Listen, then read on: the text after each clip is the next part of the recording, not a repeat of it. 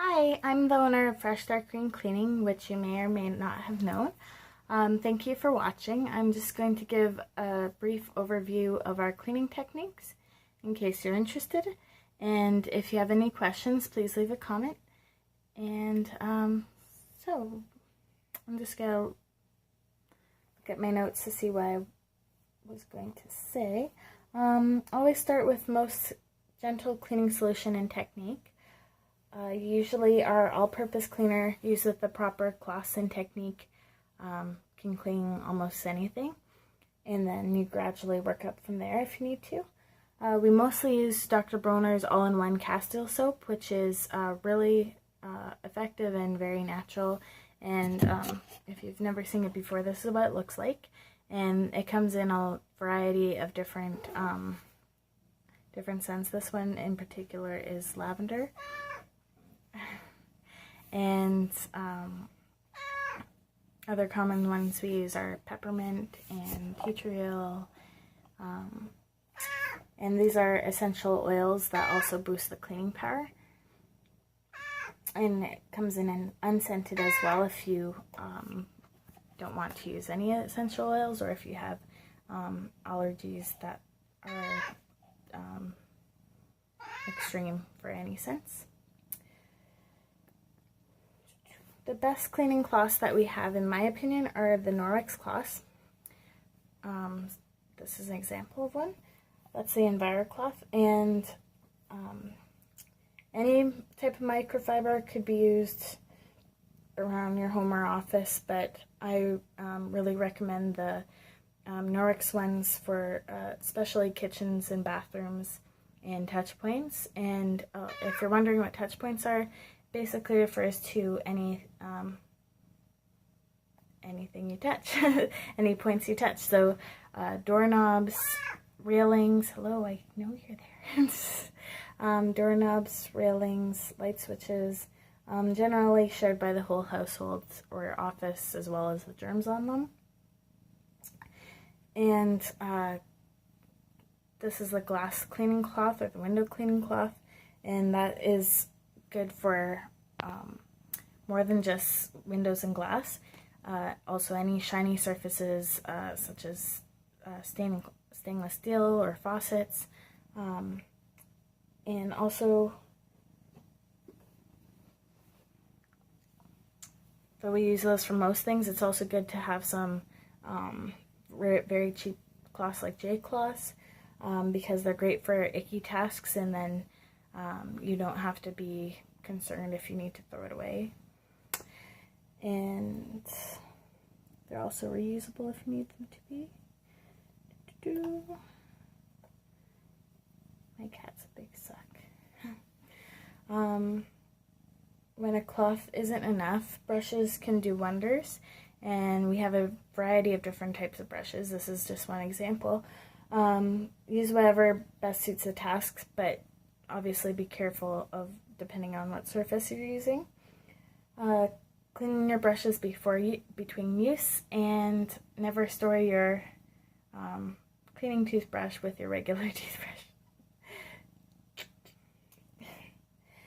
It's handy to keep all supplies in a durable tote, like I have in my illustration there, which you can't see because of the sucky cat.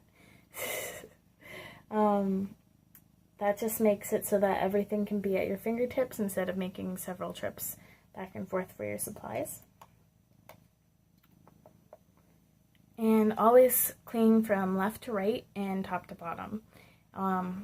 Obviously, whether you go left to right or right to left doesn't matter as much as going top to bottom, just that you're consistent.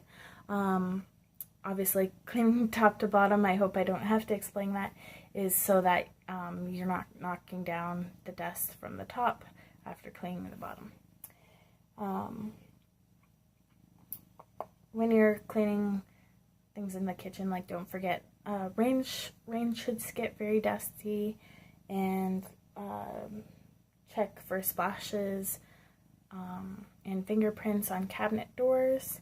In kitchens, it's good to do like the tops of the cabinets, and then the middle, like the countertops, and then the bottom cabinets.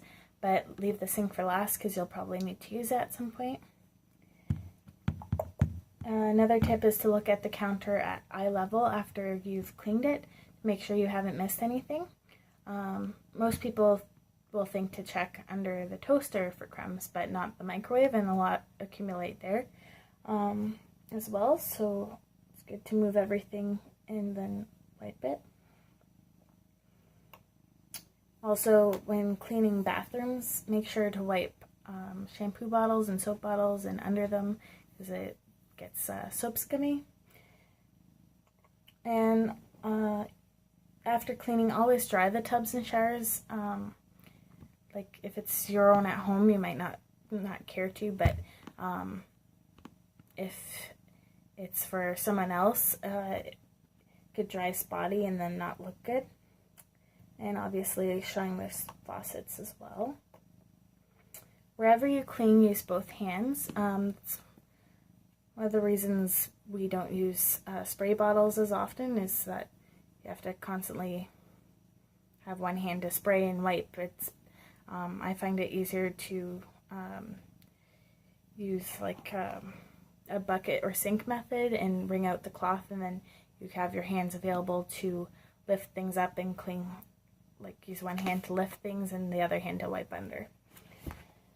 Always use a fresh perspective by looking at surfaces from different angles,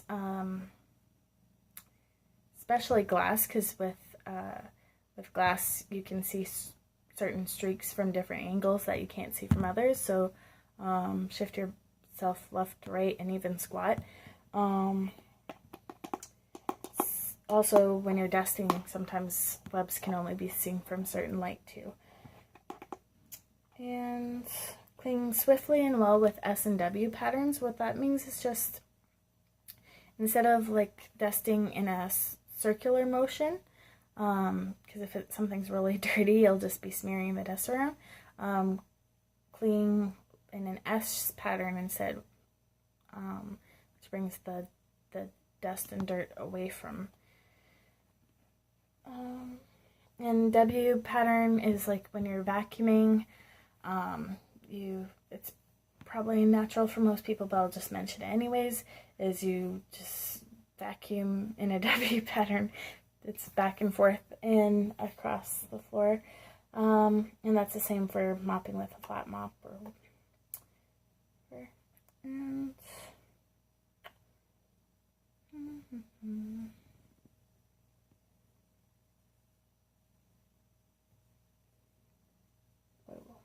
sorry, got distracted.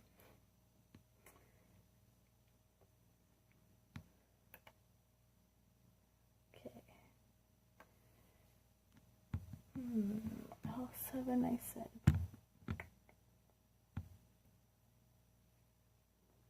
Alright, so obviously that can be for mopping.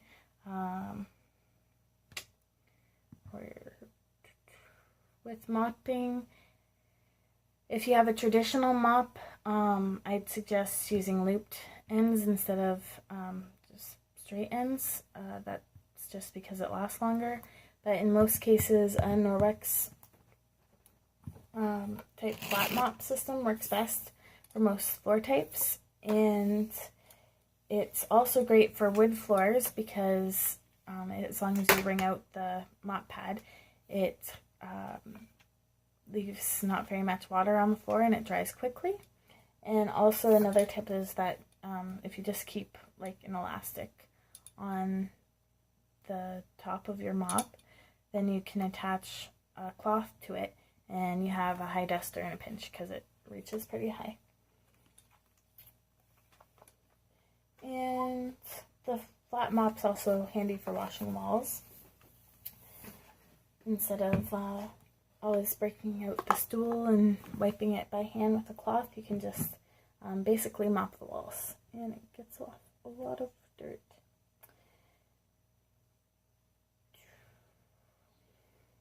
To care for microfiber cloths, by the way, I really suggest that you wash them separately because they are designed to collect dust.